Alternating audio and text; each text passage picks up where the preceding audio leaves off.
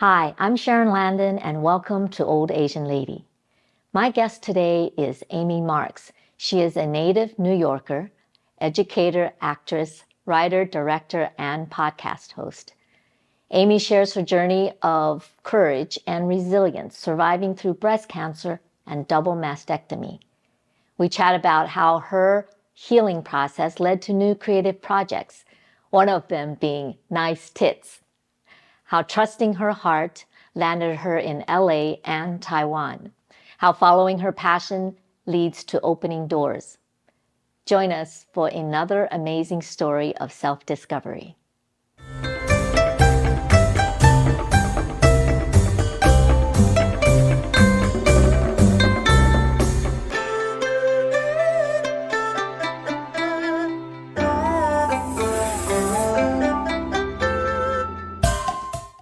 Amy, thank you so much for coming to my show, and welcome back to Taipei. Oh, thank you so much. Thank you for having me, and it's just so great to see you and to be here.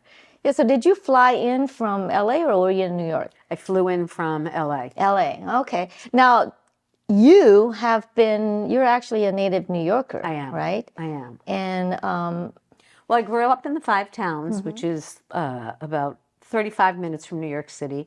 And my grandparents were from New York, so I went into the city all the time to visit my grandmother, who had a beautiful apartment on Park Avenue.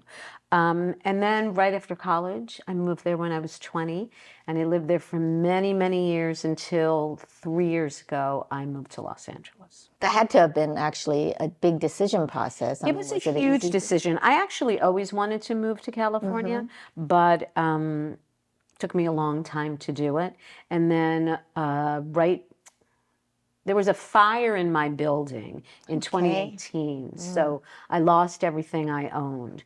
But I have a rent stabilized building, so I never wanted to let go of my building. It's that thing when you have a great apartment, you don't want to let it go. But I was out of my apartment for 9 months. Wow. Correct. So while they had to renovate. So it was the perfect time to be like, let me see if I like LA. So I went to LA for the summer, and I was like, this is where I want to be. So why did you, you said you talked about, or you thought about wanting to be in LA. I mean, what was it about LA that drew you so much? And I feel like as an actor and maybe it's changing a little bit more because there are more places that you could live. There's really one or two places, really. I could be in New York for my career. I could be in Los Angeles. Yes, there's Atlanta and Chicago, but for me, those are really like the two choices that I would be. And after COVID, I was in my apartment for so long in New York during COVID, and COVID. And then I was like, it's really time for me to go. And I think sometimes it's good to just change your life. I came from Hawaii, but when I moved there, my acting coach or one of the casting ladies, she had said to me, this is before Asians started becoming popular and things like that. And they had told me, if you want to get into the business more, I guess, full time, because Hawaii has the entertainment industry, but it's nothing like being, back on the mainland U.S. She said, if you want to go to LA for film and things like that, or you go to theater and do things and go to New York. Right. So it was kind of a couple options, for me. And then, of course, at that time, I guess the timing wasn't right for me because obviously I made the decision not to make that move. But interesting because I felt like if I, had moved there, maybe I would be in the wave of what is now the Asian wave. The Asian wave. Yeah. But they're still always looking for new people. That's the decision that I'm thinking about. So what you said you wanted to be in LA and you tried. Were there, aside from the fire, that I guess it kind of propelled you more in that direction? It was like a frightening and horrible experience because I was in the building at the time of the fire. And I ran out of a burning building, and then I know it was really crazy. And then it became a thing that my landlord tried to get rid of all of us. So I fought. I became like Norma Ray. I fought like the establishment. I fought the landlords. I fought for the older people in the building. I fought for the immigrants in the building so that people didn't lose their apartment. Wow. Yeah. So I guess you said you moved back in. So it was a 9 months process, you said? Yeah, it was about Oh 9 my months. gosh. It was, okay, so it was Christmas Day. Oh my God, here's the thing. So I'm turned around because Christmas is tomorrow here. Yes. Right? Yeah, so it'll be 6 years ago tomorrow. So fighting the establishment and things like that, I mean, but that wasn't necessarily something that you had thought was going to happen, because it's a pretty traumatic situation in your life at the time to lose your apartment and things, and then having to get into a lawsuit on behalf of the people that you live with. Yeah. I mean, was it just, you just had this feeling inside you, oh, I've got to do this? Or was it for self-preservation, like, hey, this is my place, it's not right? I mean... Well, number one, it wasn't right because it was my apartment. So when I had 24 hours to get everything I owned out. We all did, and it was frightening. You're in a dark apartment. It completely smells like smoke. It's scary and can be dangerous. So you're taking an entire life. I had lived there for over 25 years. 25, yeah. Yeah, so you're taking an entire life, and you have to save what you can, throw the rest out, and do it in 24 hours. So then I was told I'd be back in like 3 months. So I did a lot of subletting and staying at different places, and I got a letter from the landlord saying, saying the landlord, she pretended she wasn't the landlord, is going to renovate the building, and they give me my security deposit back. So number one, if I cashed that, it would have been all over. But the part of me, so I took to Facebook. I was like, I think I need a lawyer. I don't know what to do. And I had done my one-person show, Nice Tits, and this amazing man, Scott, who had reviewed my show and done some articles on the show, said, can I call, it's like still gets me really emotional. He said, can I call the state senator on your behalf? Can I make calls for you? And I said, yes. And then people rallied, people made calls, and then the news got involved. So I was on the news all the time, and it became this really, really big story. But it was just something I was compelled to do it, and I got a lawyer for myself at first. And then some people I knew were having problems in the building, and I said to the lawyer, I said, can you represent all of us? So it's one of those moments in my life, I have to say, I feel one of the most proud of, because in a time where, to say it was stressful, to say it was traumatizing is an understatement, but I felt so strongly to fight for what was right, not only for me, but for other people. Yeah, I guess it's kind of interesting because oftentimes when we go through something traumatic in our life, it creates something else or makes something else happen. And I'm just, in my mind, just thinking that, you having to rally everybody and all these people you said that came to help. So many people came to help. I had people start, because again, I lost everything. Yeah. I had people start a GoFundMe campaign for me. People raised money for me. Yeah. And then someone, it's crazy, someone that I went to high school with, that I hadn't been in touch with for years, offered me an apartment. Wow. I know. It's really amazing how people show up. Yeah, so you just mentioned, that you lost everything. I did. What was the feeling like? I mean, sometimes people say, oh, things are just things. But actually, sometimes, like, it's your whole life, you know? But here's, okay, I feel like I have had a lot of traumatic events in my life. I'm a cancer survivor. So in 2009, I lost my breast. I chose to have a double mastectomy to cancer. And this was my quote that I kept saying: when you lose your breast to cancer, losing a kitchen table and chairs doesn't mean shit. Doesn't mean anything. I already had to deal with biggest loss of my life, a part of my body. My furniture, it didn't matter. My things are just things. I was safe. So that, I think that gave me a tremendous amount of perspective because what I had gone through before.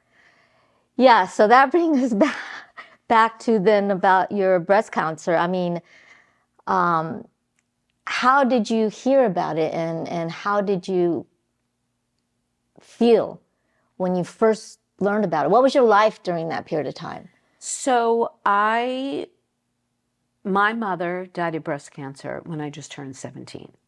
But I never thought, people are always like, so you feel like you're going to get cancer? I was like, no, I never, ever felt that I was going to get cancer. I was ate incredibly healthy. I took really good care of myself, and I just didn't think it was going to happen to me. And because I don't know what the age is in Taiwan for getting mammograms, but because my mother died of cancer at 40, I started getting mammograms. So I got a mammogram in my 40. Well, I started getting them when I was 40. And then when I was 46, I got a mammogram. And something called calcifications showed up on my left breast. And the tech said 94% of the time, these calcifications are nothing. But because of your history, because the history you have, I want you to see a breast surgeon. And I was in the percentage that it was something. But it wasn't cancer, so it was something called DCIS, which is ductal carcinoma in situ. So I had a lumpectomy on my left breast. So no double mastectomy, a lumpectomy. And they wanted me to do radiation, and they wanted me to take tamoxifen.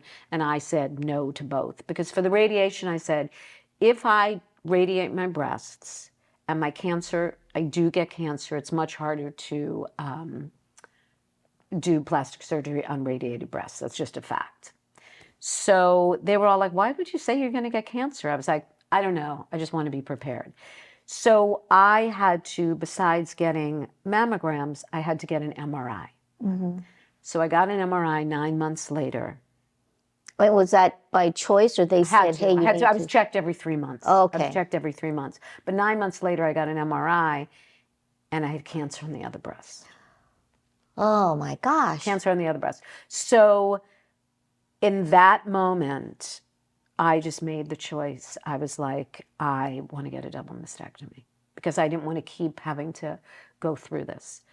It's just, I was sitting in the doctor's office, and Dr. Hiotis who was my angel. I love her, and I'm still really close to her. She came in and she looked at me and she said, it is cancer. And my best girlfriend at the time was with me, and she started crying. And I'm really an emotional person, and I just looked at her. I'm going to sound like an awful person. I go, shut the fuck up. No time for tears. We got to just get shit done. And that's not really my personality. My personality is more of the emotion.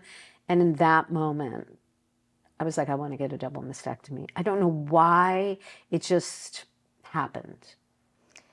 Yeah, I mean, I know I spoke to one of my friends in a different episode, and she also had breast cancer, but she handled her situation, quite differently. She didn't choose to have a mastectomy, and it's just interesting in certain circumstances, like you just said, shut the fuck up in a way that it wasn't you, but it's like processing the thought and how it comes out is, I think we have no idea. I think people can say they know how they're going to respond if they hear that information.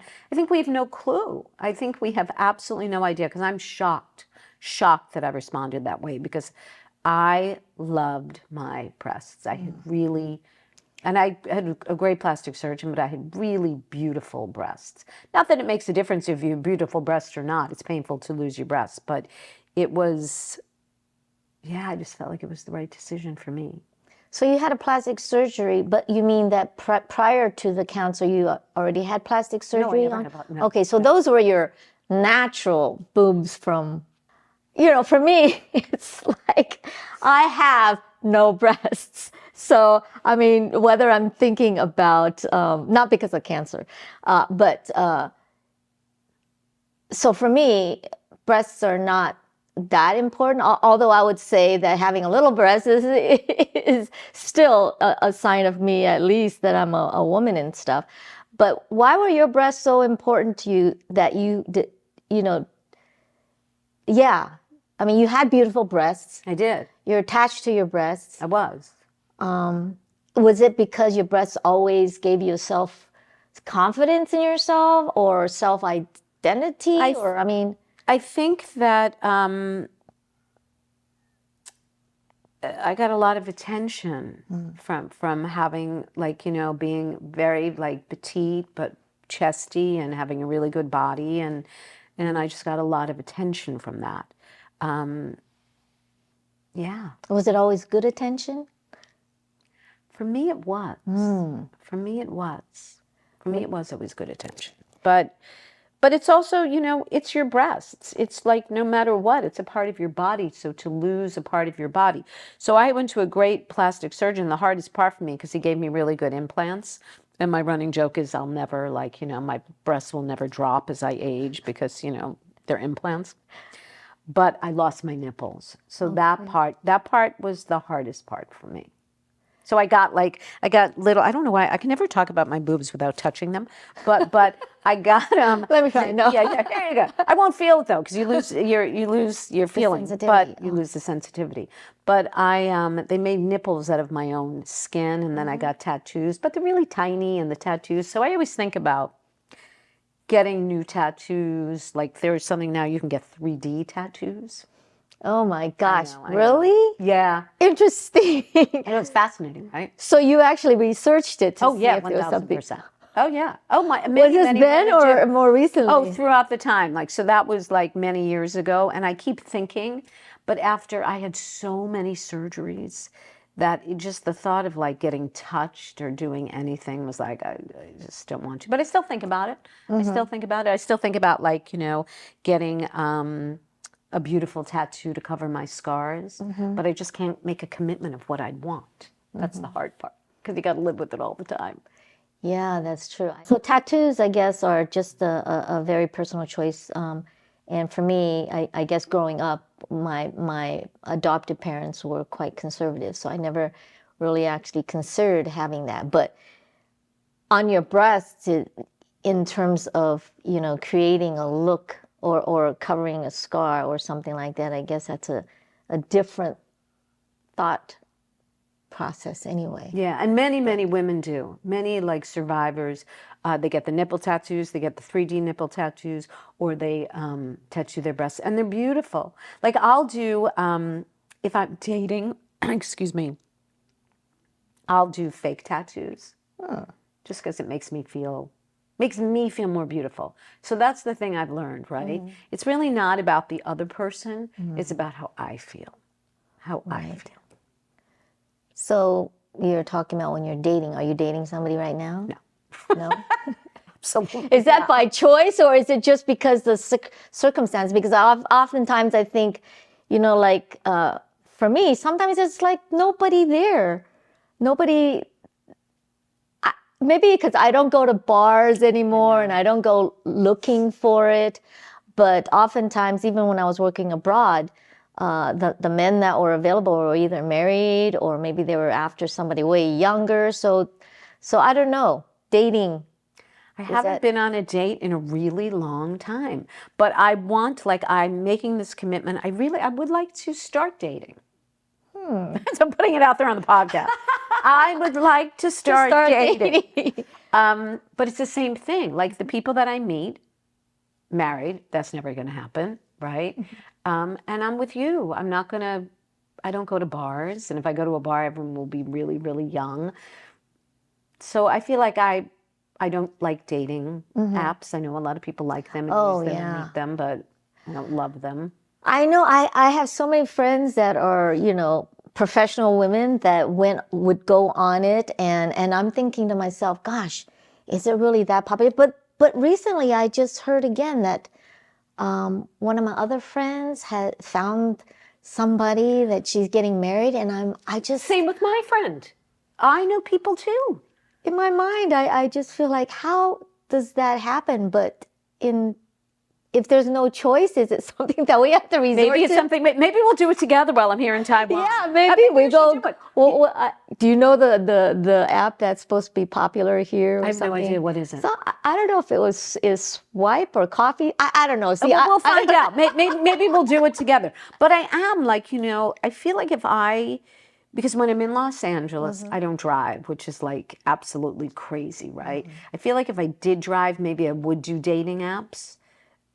But because I don't drive, it's like I got to get in a car. I got to get an Uber. It's a little harder for me. In New York, I feel like I probably would go on the apps because I could just like walk down the block and meet someone for coffee. Yeah. Like here, I could do that too because it's a walking metro city. I just have to find someone who speaks English. Yeah. Or maybe it's better if they don't. I don't know. Maybe it's better if they don't speak English. Okay. Yeah, that's a possibility. So we're talking about dating though, and then like when you had your when you had found out you had cancer, were you dating at the time? I was in a relationship at the time. Oh, and I how was did in a that? relationship with a man that I hesitate to say this if he hears this, but I thought I was going to spend the rest of my life with him. I thought I was going to marry him. So would I have made a different choice? I can't answer that. In getting a double mastectomy, I don't know. But I was in a relationship, and he's still a very good friend of mine, and he was remarkable, and he was incredible. He was incredible. And we were together for 3 years after that. And like I say to people, we didn't break up because of my cancer. Sometimes relationships just don't work out. Yeah. But he was great. Okay. So have you dated people? Well, you must have been dating people tons. since Yes, then. yes. So how do you handle that? Well, there's two ways. One is if people Google me, they'll know immediately because of my play nice tits. So if you Google me, and if people read, they'll go, the autobiographical story, blah, blah, blah, blah, blah. I have this theory. I don't think men Google women as much as women Google men.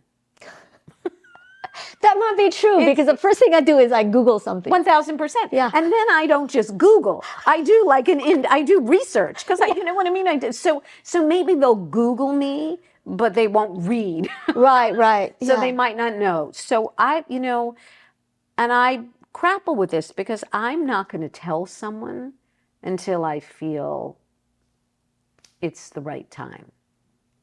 Had you had any sort of lasting relationship ever since your ex-boyfriend? I have. Okay. Yeah, I have. But it's, and now I'm at the point that if someone doesn't want to be with me because of it, yeah, I was saved. Thank you. Because that's, yeah. then they don't have to be.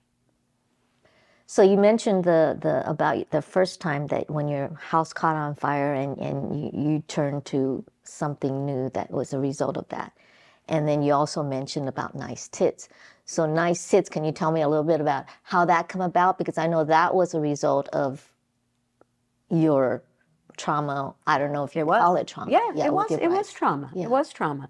That came about because when I'm an actor and I audition a lot, and I'm also an acting teacher. And when I was healing, I wasn't doing any of that, right? And for me, there's a quote that I love so much, Carrie Fisher's quote. It says, "Take your broken heart and make it into art." It's my favorite quote because for me, everybody, I know it's great, right? So for me, art, and for me, art is in the form of like theater or film or TV, is how I heal and how I can express myself. So I started writing because there was nothing else I could do. I wasn't auditioning, and I had to take all these feelings. So I started writing them all down. And I didn't know what it would be, Sharon. I thought maybe it'll be a book. I had no idea.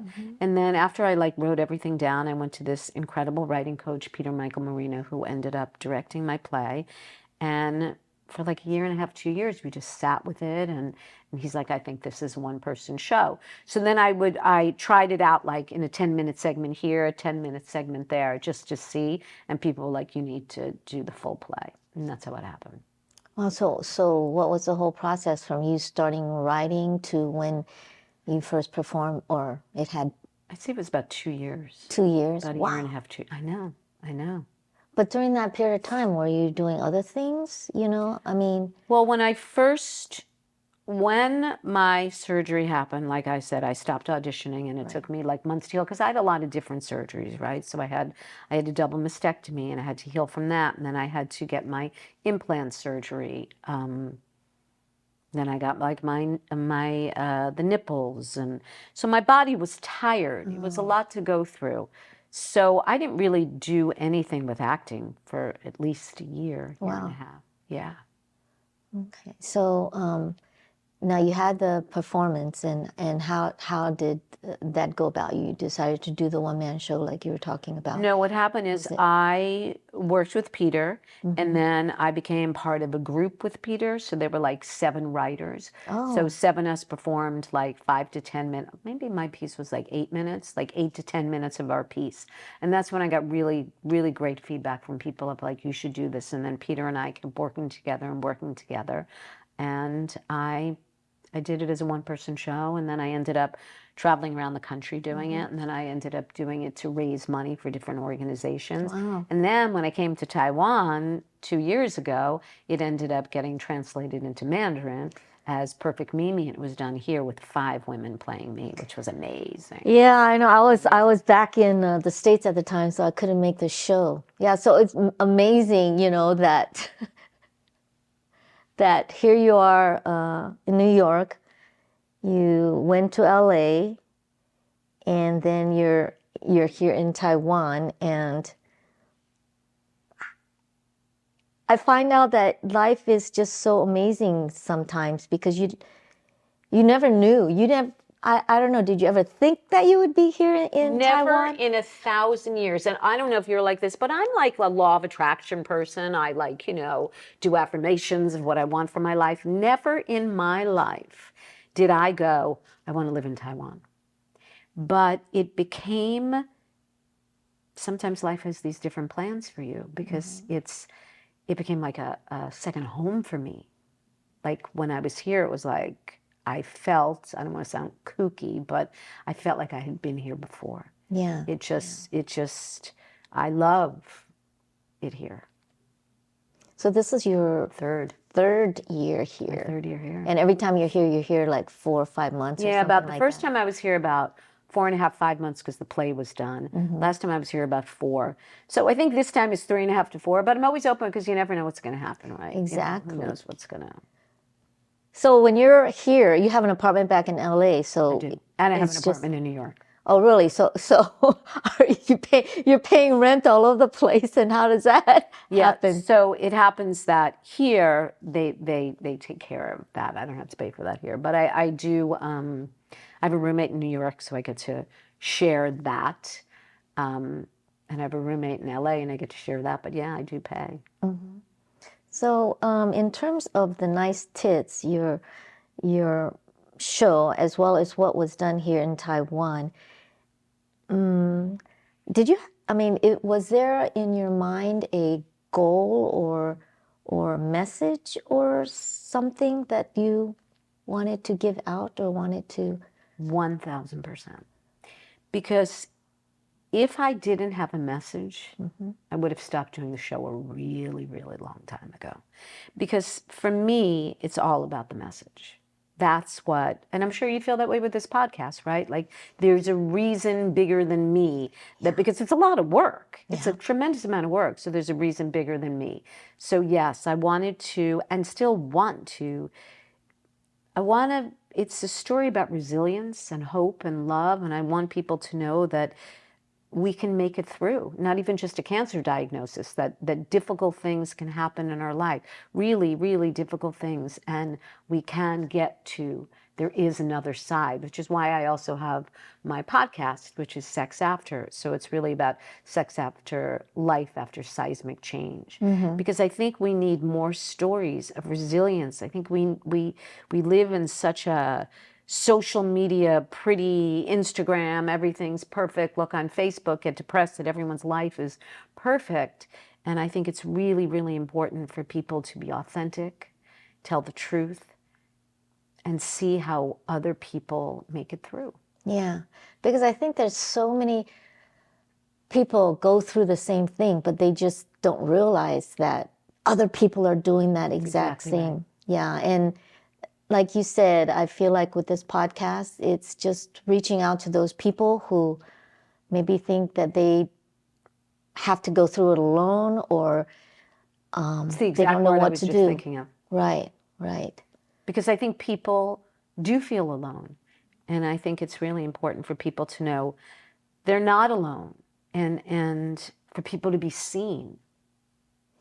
Yeah, I feel like breast cancer and double mastectomy and breast surgery and things like that are hard topics that are in the US, but people know about them or hear about them.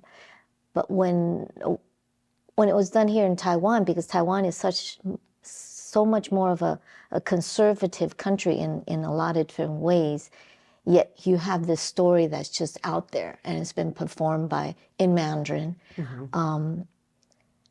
What was the feedback in terms The of? feedback was incredible. First of all, I have to tell you, it's a wild experience because here, as I say, I'm a New York Jewish woman, right? Right? Like I'm a New York Jewish woman.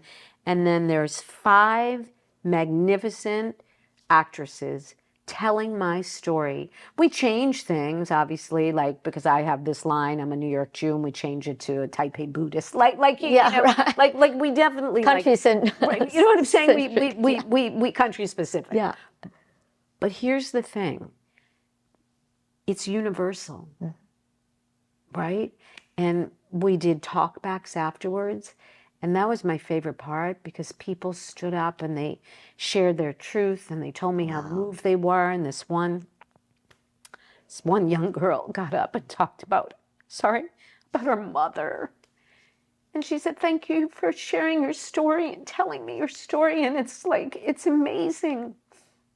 Another man got up and he said, "I've been going through this horrible depression in my life, and your story just gave me hope." I mean, that's incredible in a different language. I mean, that's amazing. Yeah, actually that surprises me because talking in this culture, talking about personal things and being emotionally out there and speaking the truth is not a common thing. So your story or the play, the show had to have touched people other outside of that cultural boundary that people, And I didn't know that till you just said that. I didn't know that it's more conservative in the sense and that people don't share what they're feeling, but people really did. Yeah, And it's maybe amazing. it's amazing. So is it going to be redone? Here? Yeah, here. I would love for it to be redone here. I would love for that to happen. I would love for that to happen.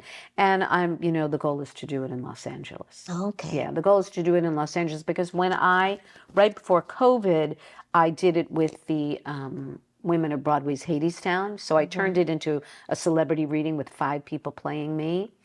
But I want to go back to me playing me. I want to go back to me doing it. But here, I want it to be, obviously, I can't do it here because I speak like 5 words of Mandarin. Hope it gets better, but. Yeah, but I have to say, because I belong to part of the English theater here and stuff, and when you go to English plays, languages, because there's always people in Taiwan that love to, practice their English, understand English, be part of the English culture, and so all the plays that I was part of, we always had subtitles, so it's in Chinese. Yeah. And it's something, because what you're going through and what you're saying, the feeling, like it's so authentic, people still feel it in the audience. That's even right. if they can't hear it, they can read it. So it's something to think about. I love that. That is performing that is theater. something to think about. Yeah. But you're right about energetically, people get that. So Yeah. even though my story, I'm across the world, I grew up completely differently, but energetically, people pick up on it. Yeah. So for it being produced in LA, what would have to happen if you were to do that? Well, I have a production company in Los Angeles that produces my podcast, and that we produced something called Iron Skirt Stories, that focuses on telling women's stories. That's a very big thing for me, is women's stories. Yeah, It's very, it's like my passion. Not that there's anything against men's stories, and eventually maybe, you know, but I should say for those who identify as female, those stories are really important. Why is that so strong? Because I think, first of all, Los Angeles and women, I think women's stories have been on the back burner a little bit. I think it's important. We do have more people that are younger in the Iron Skirt stories, but I think it's really important to tell stories of women over a certain age, because I think that those stories can be lost, or they can maybe be thought of as not as important. I mean, look at Hollywood, it's very young. Right. Because if you look at older people, I mean, old Asian lady, and age is a perception, really, honestly, depending on where you're at. But like the experiences that they've had throughout their lifetime, I feel like where society has changed so much in such short periods of time, and them experience it is a little bit different than nowadays. Younger people have different experiences, of course. I'm not discounting that, but women's stories and telling women's stories, I feel like, you know, it's the same as you. It's giving them a voice, where it hasn't always been. And actually now, I don't know what's going on in the States, but I hope that gets straightened out. But like, what are some of the most moving stories aside from yours? Because I can't imagine anybody that hasn't been moved by your story. But what are some of the other stories that you've come across that have just really touched you? So many, because I have the stories that are part of the salon that we do, the live salon, which is an amazing experience, because people come to that and they're like blown away by these women who are getting up there and sharing their truth. There's something so powerful about people sharing their truth. And here's the deal. Everybody has a story to tell. Yeah, that's exactly on my trailer. Everyone has. Everybody has a story to tell. Exactly. It's just that nobody knows about it, right? So you talked about your salon and people coming there to tell stories. How does the process do? How do they share their stories? So it works as people submit. It has to be a true and personal tale, right? 8 to 10 minutes. So people submit their stories to us. We curate it, so not every story is accepted, but if it's not accepted for the round we're doing, we tell people to like continue to submit. And then we have a dramaturg who works with people on really crafting their story, making it stronger than when it was first submitted. And we have a performance director. Okay, so it's really a show. It's you know, it's really a full show. But the women that are in the show, they're actually not necessarily actors or actresses, or are they?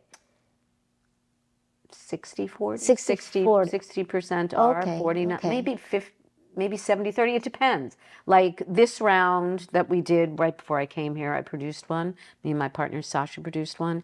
I would say everyone was an actor. Wow, okay. The show before that, I would say half. So it really depends. It really depends. So, I mean, I'm just thinking that when you're talking about the last show that you did, where they were actresses, what are their stories? Is it about they're all acting? Different. No. Like one woman married for, I think, 14 years and realized she was gay. Another woman who's a very, very dear friend of mine, Carol, who she just turned, I can't remember if she just turned, she'll kill me, either 86 or 87. And she's an artist as well as a wonderful actor, and she just had an art show, and she talked about how the joy of that was, and that was like the most amazing experience of her life. So it's all different. A lot of this one happened to have a lot of divorce in it, and a lot of parents who died. It was weird. And we don't do themes, like a lot of storytelling shows do themes, but it just turned out that this one, there was a lot of parents who died.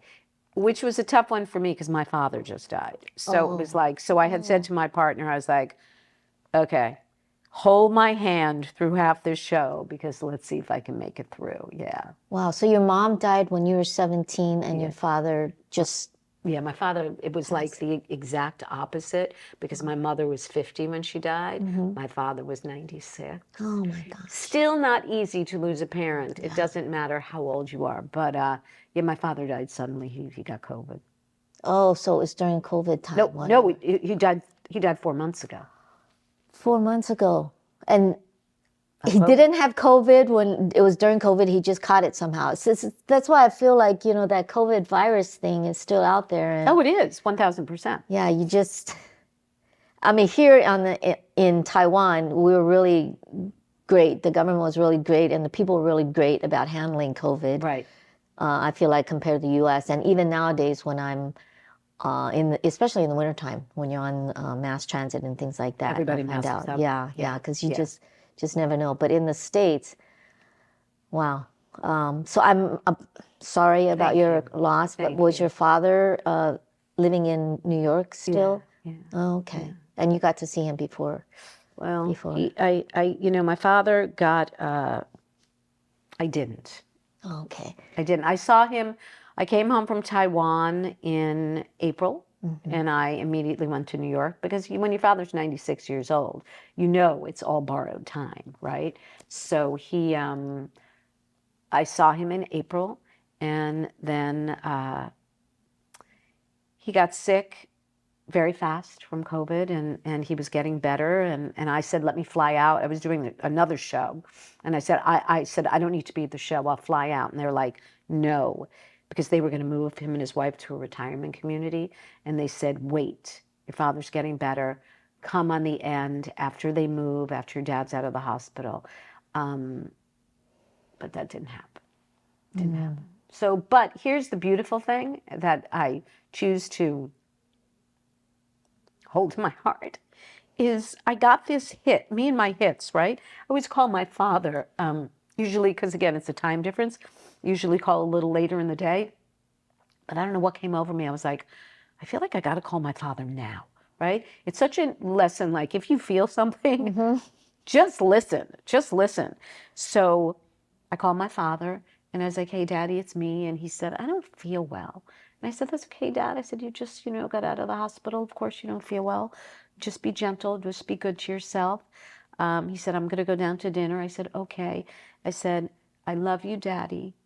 I'll talk to you tomorrow. Those are the last words to my father, and he died a half hour later.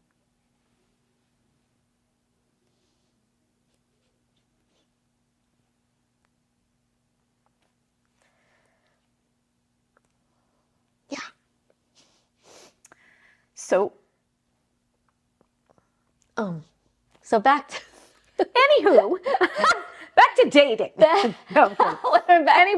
Anyway. But yeah, it was just back to saying where you and I remember when I attended one of your classes, and especially with acting, is when you get a impulse, and that's what Meisner, very much so. right? It's what you're teaching right now. Yes. And when you get the impulse that you do it, listen to it, and you did. I did. And I feel like with myself, as you know, if we're talking about acting wise, the last time I was doing your class, and which you did beautiful work in that scene. Well, thank you. But what was really kind of like a confirmation to me was that during the two scenes, and it was your feedback when you said, oh, you should have done this. And I was like, I know it, I thought about it in my head during that time, but I just didn't do it. And I feel like it's kind of really important in our lives to really listen. It is. And especially now, I feel like I'm getting a little bit more better at listening, but sometimes I have to be hit literally over the head by my angels or my guides or something to let me know, hey, this is what we're trying to tell you, listen. And if you don't listen, they just keep on telling you, keep on Until telling they you until you do it. absolutely like knock the wind out of you, and Yeah. right until you hear.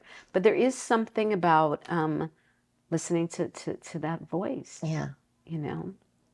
Yeah. So, for these women that are performing in your Iron Skirts programs, Stories. yeah.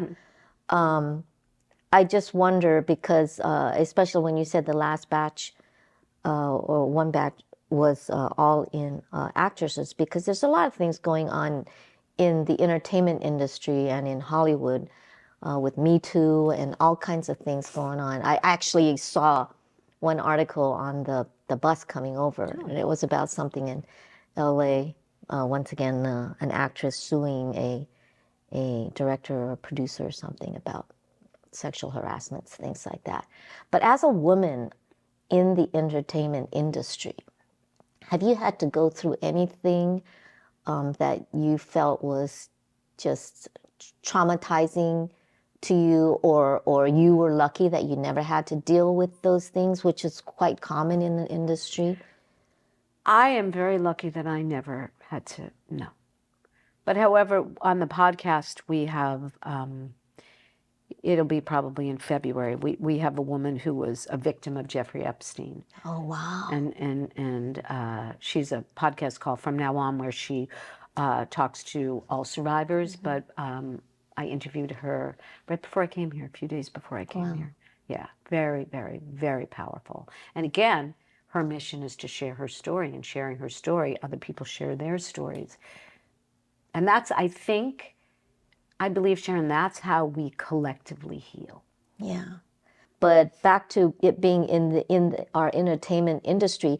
Now, not only that, but as a woman and our image, was it part of the image that you had to have because of acting too, or was it just? I mean, you said it was a personal thing that you want to do, but was it pushed by the image that you have to be as a woman in Hollywood or I don't in think the so industry? for me, because I'm more like a character actor. I'm not like, I was always pretty, but I wasn't a beauty. So and then as I got older, I became more of a character actor. So I don't think for me that made a difference for me career-wise. Yeah, for me, I don't think that made a difference. You mentioned age now, because I'm older, you're older. I mean, do you feel like that has more of an impact on where you are now in life? I think age is so strange. I think age is such an odd thing because, again, I talked to you about this before.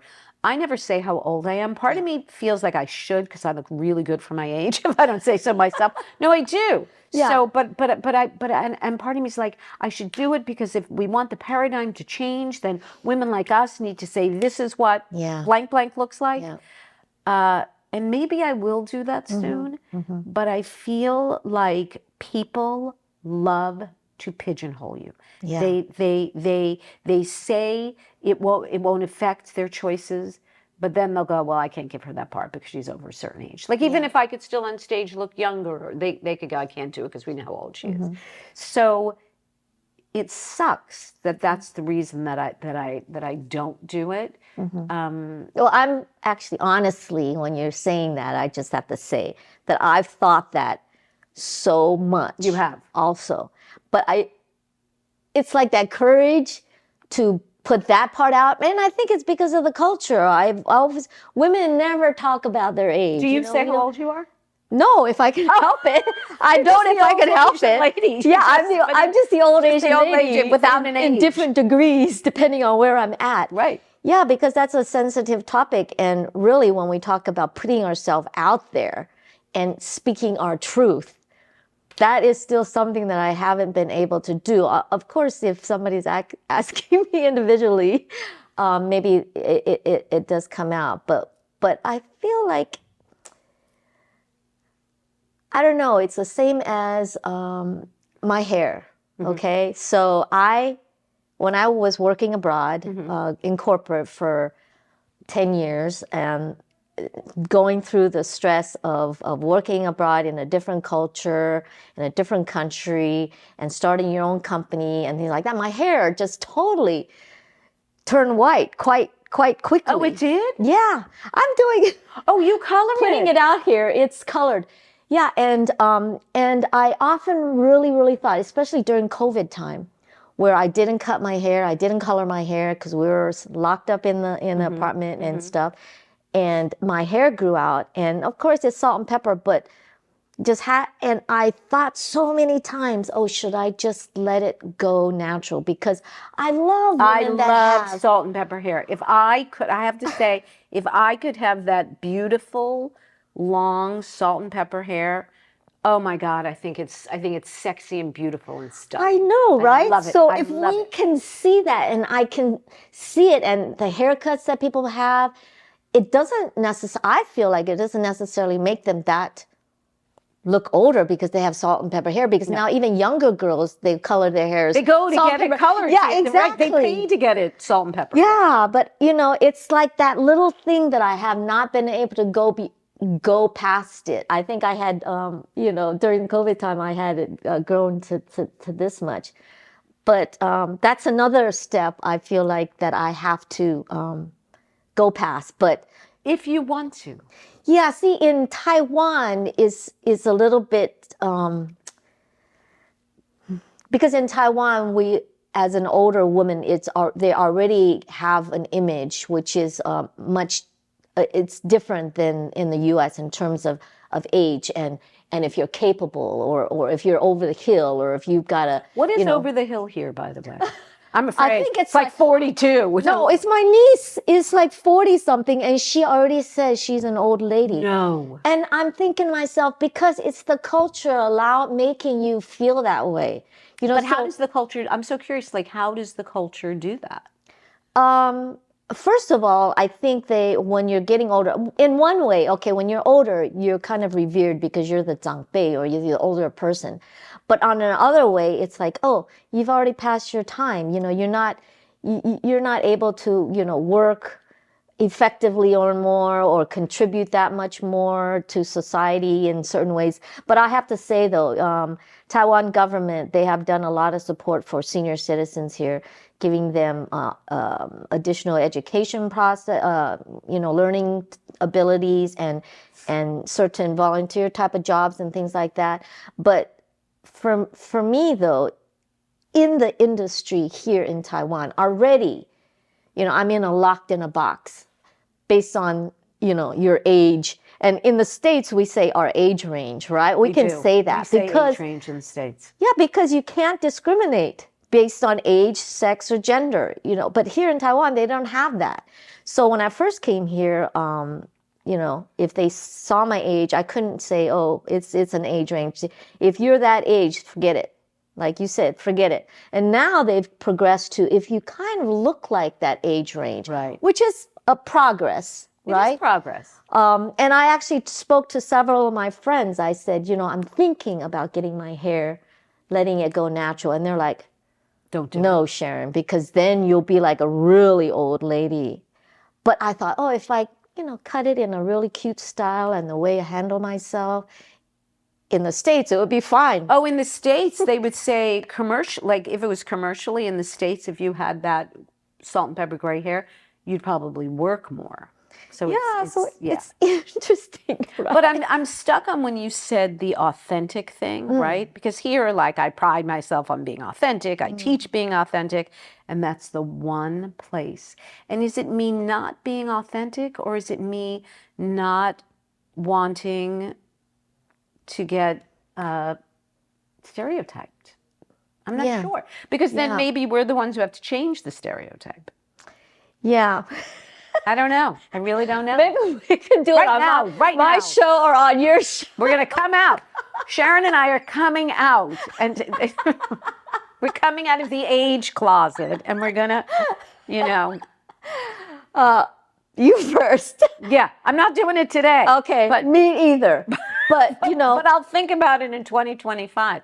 But because I think that, Yeah, like you look at a woman who's 50 or 60 and you have a certain stereotype, but now it's different. I know. Yeah. I have a friend who's turning 70. She does say her age. She's in the beauty industry. She's fucking gorgeous. She's stunning. She's stunning. Yeah, I think with hair, we focus too much on that color. I mean, the white hair ways in my thinking, rather than the confidence and Right. how we feel, regardless. And that's the thing, is in everything else we can do that, but I'm having Not problems with that. But even like I've had people, and I don't listen to it, like when I was getting my headshots done, I'm not going to say the name of the photographer in Los Angeles, and he looks at me and he said, "You should cut your hair."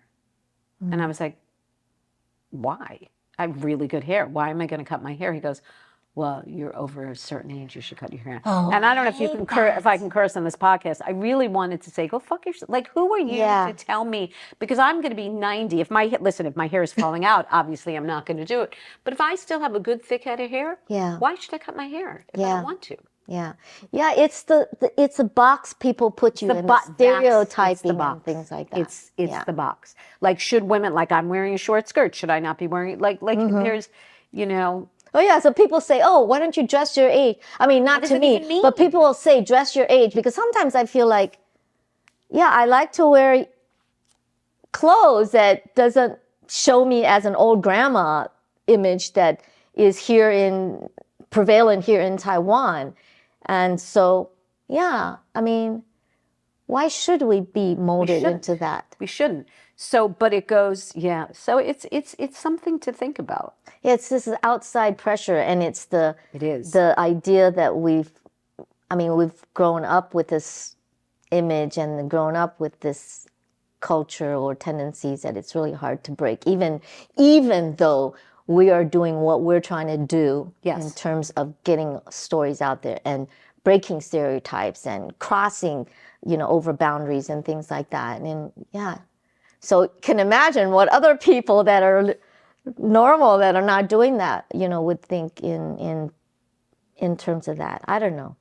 Certain things are more important to other people. Yeah, it's just, I think it's when the people put you in a box, or if they say, well, now that I know you're that age, then they go, well, now I see you that way. Yeah. And then again, I guess it's the thing, if that's their choice. Yeah. Right? We have to be strong enough to go, okay, that's how you see me, but why did that change just because there's a number? Because one person's 50 or 60, it's not the same thing. Yeah, exactly. At all. Yeah. We agree totally on that.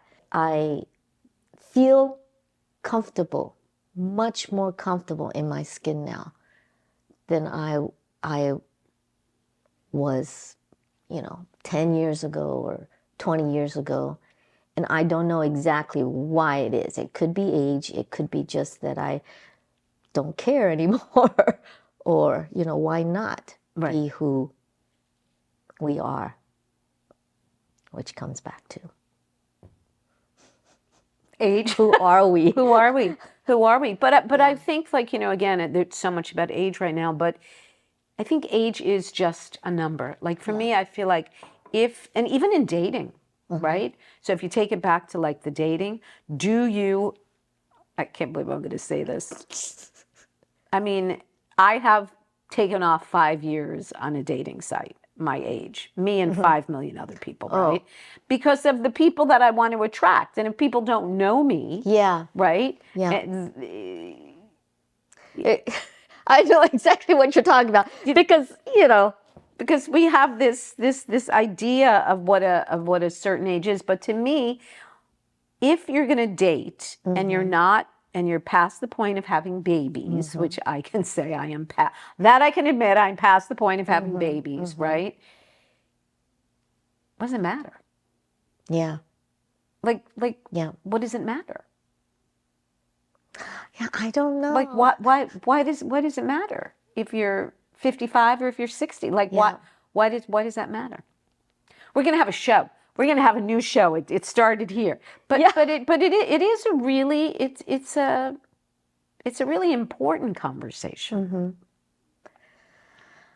And it's stuff that we are taking steps to change. And honestly, what you just mentioned earlier about age and children, that's another topic that I feel like is a thing of discussion, because yes, we're over the age of having kids now, although I would have to say technology nowadays is just so much better than before.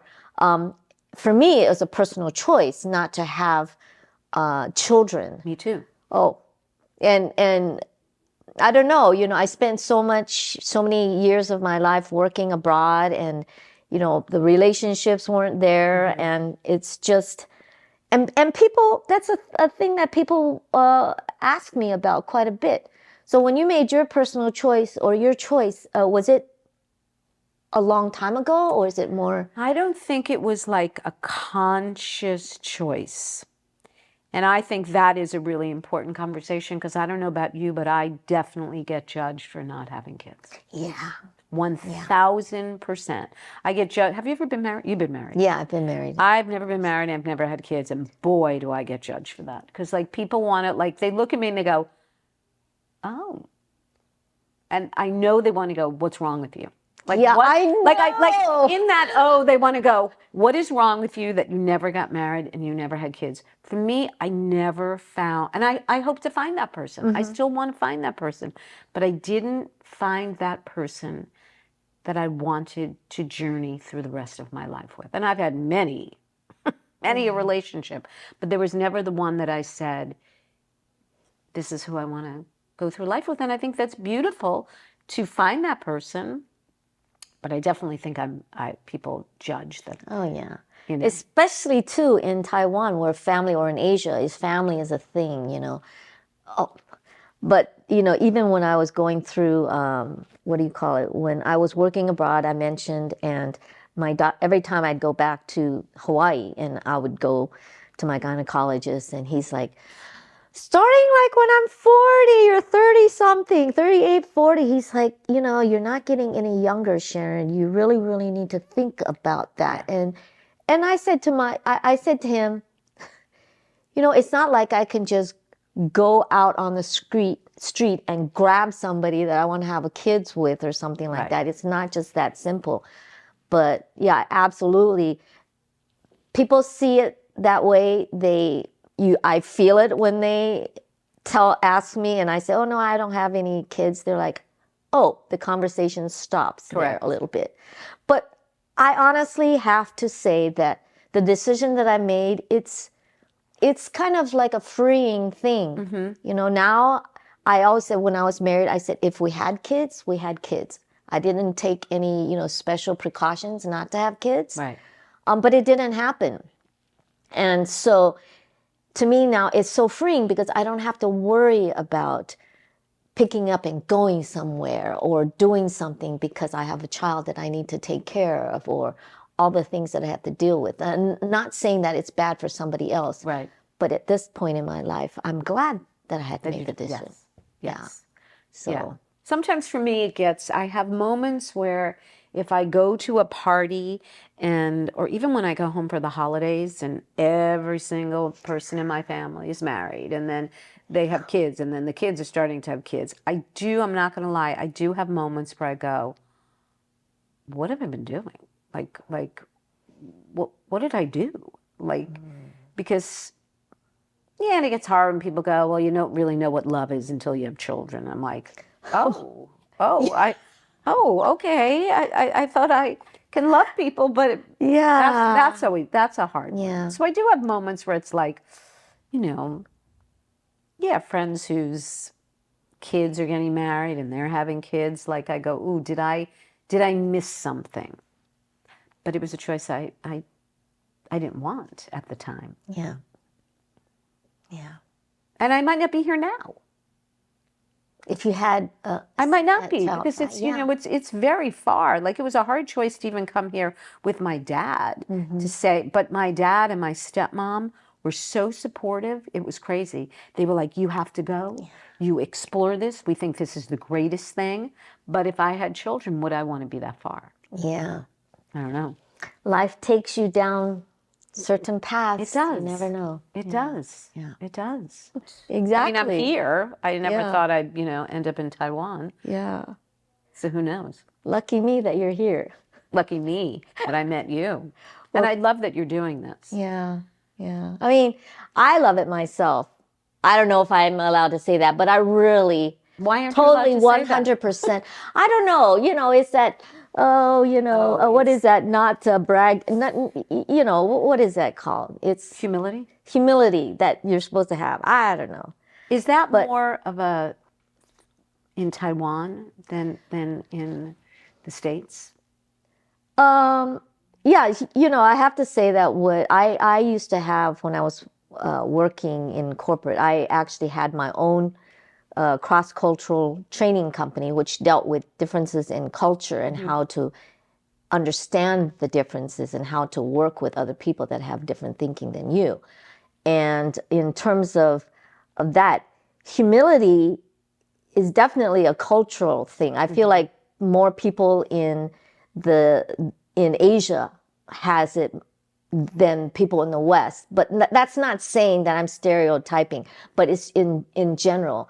But also, I mean, like, for example, you're talking about earlier in terms of you not being able to speak out or talk to anybody. But people think, oh, Americans are so loud. They talk, they're open, they can do that thing, But for me, being born in Taiwan, but leaving when I was really young and really growing up in an American environment, when I come back into this environment, that humility, it just sort of comes back. But I've never been a braggart and maybe that's a thing. We should toot our horns more often. I know, and it's so funny you said that because I love the humility in this culture here because I think, again, I'm not bashing my own country. There's a lot of like false bravado, like I'm fantastic and I'm the best.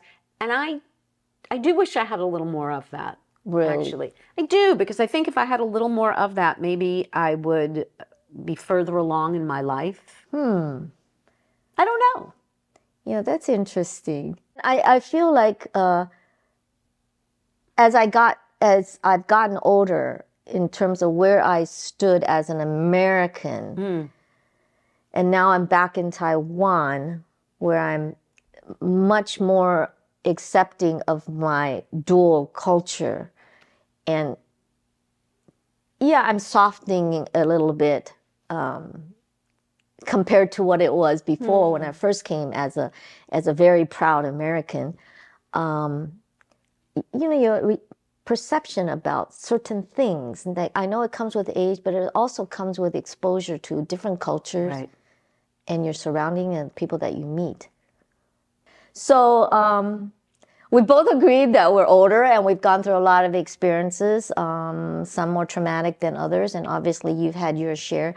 But if you were to have any words of wisdom, if we want to say, for people out there that are listening, that you could share? I don't know if I would consider them words of wisdom, but I feel like there's so much pressure. I feel like so much pressure on words of wisdom. Yeah, but you know what I mean.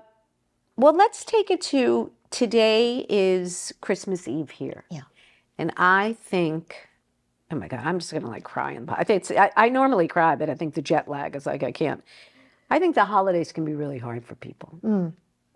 Because again, we look at like the image of how we're supposed to feel or how it's supposed to be, and I guess my words of wisdom would be for people to know, even if they feel alone, that they are not alone. Words of wisdom would be isolation is dangerous. To when you want to like isolate, reach out, even if all you need is one person. Yeah. You just need one person. You don't need a million people. You need that one person, and to know that we have the power and the resilience to make it through. And I think that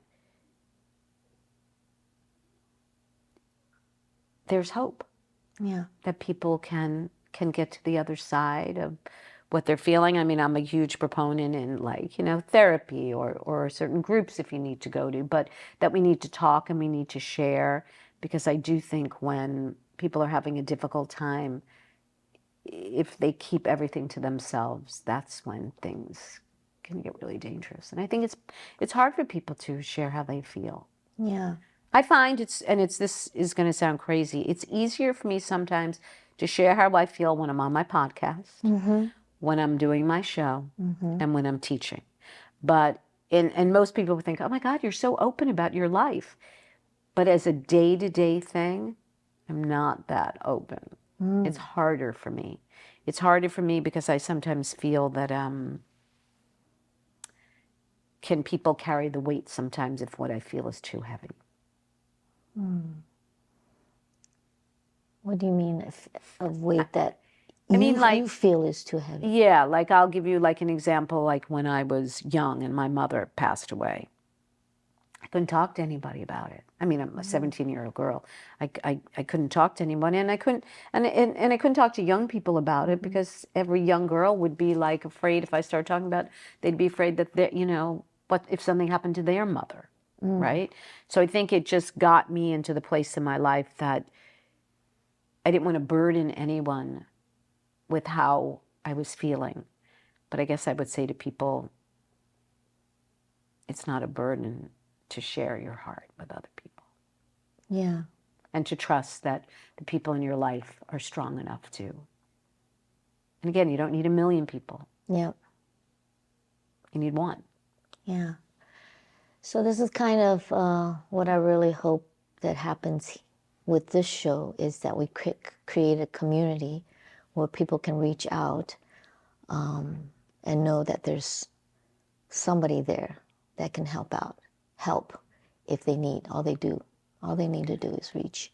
I love that. And for Iron Skirt Productions, that's such a big part of it. It is a community, and it's the same with my podcast. And if there's someone listening who is going through breast cancer or something I said just like hit them, DM me. They can message me on Instagram. I answer messages when people reach out to me. If somebody did want to reach out to you on Instagram, where would they find you? And maybe you can share with us your other ways to reach you. So they can find me at Amy Marcs, but it's Marcs, AMYMARCS. They can find me in my podcast at Sex After Podcast. They can find me at Iron Skirt Productions. They can go to my website.